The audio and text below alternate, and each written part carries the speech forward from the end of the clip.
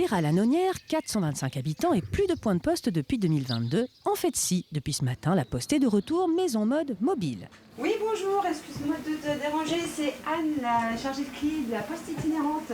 Colis, recommandés, timbres, service aux seniors, il y a tous les services d'un vrai bureau de poste, sauf que celui-là va se garer tous les mardis matins au cœur du village.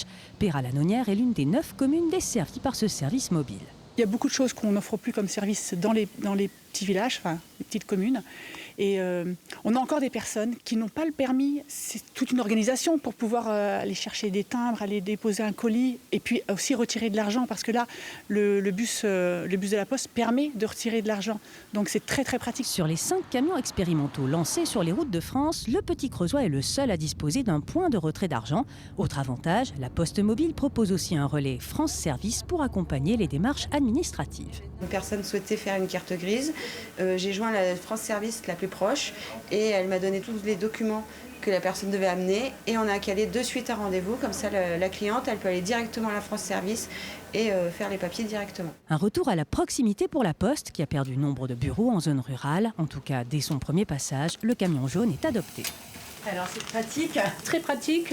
En plus, moi ne travaillant plus, donc ça m'évite de monter, pour des opérations de poste. Très contente que ça marche comme ça. Ah oui, là je vais prendre des timbres, ça va me servir, voilà. L'expérimentation est en route pour une année. Sa pérennisation dépendra évidemment de son succès.